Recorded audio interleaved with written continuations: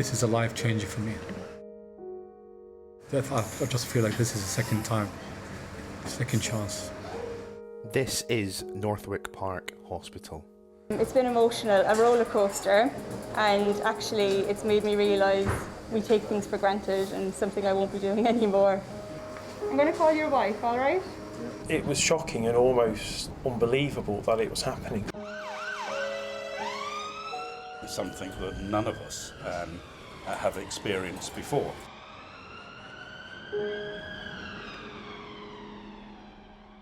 As coronavirus circulated across the world in February, Northwick Park Hospital had to prepare.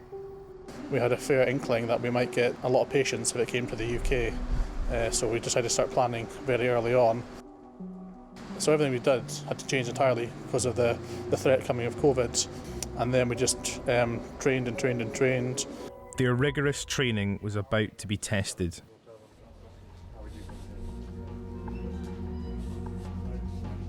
On the 3rd of March, we had our first blue light call, which is a generally unwell patient coming in who was suspected to have COVID-19 because he had recently returned from Iran.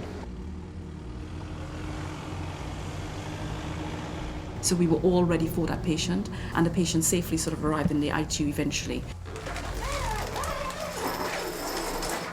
As COVID-19 infected London, parts of the hospital were rapidly revamped. To cope, Northwick Park trebled its intensive care beds. They converted other wards into coronavirus units, but those filled up just as quickly as they were being opened, and soon the hospital ran out of space for the sick.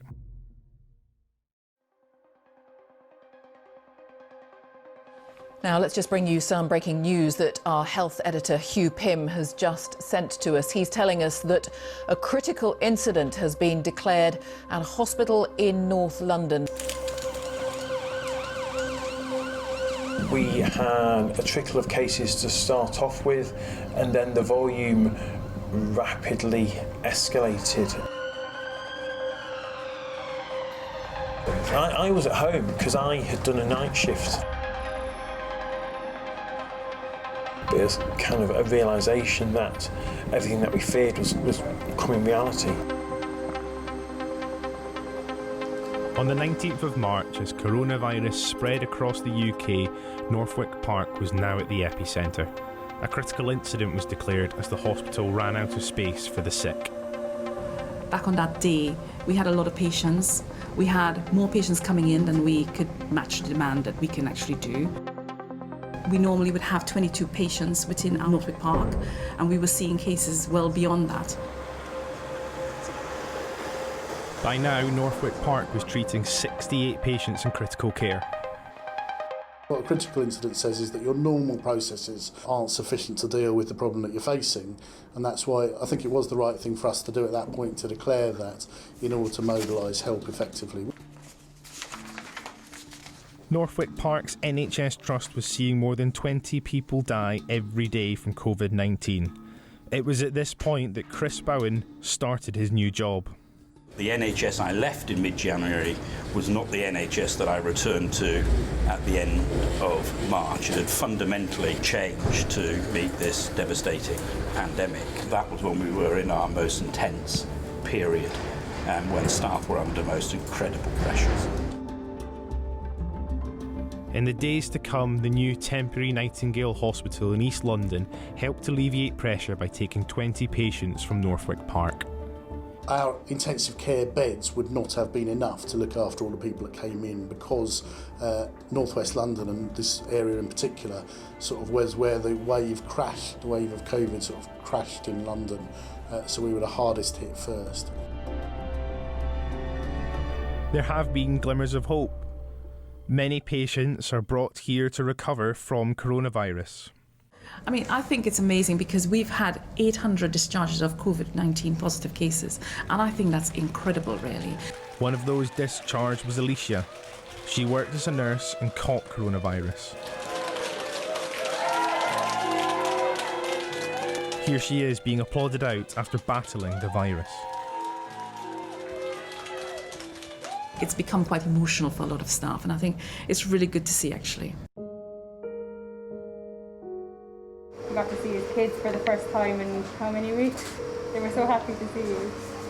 Seeing a patient who we've cared for a month be able to wake up and say thank you for looking after me. This is why we do this job.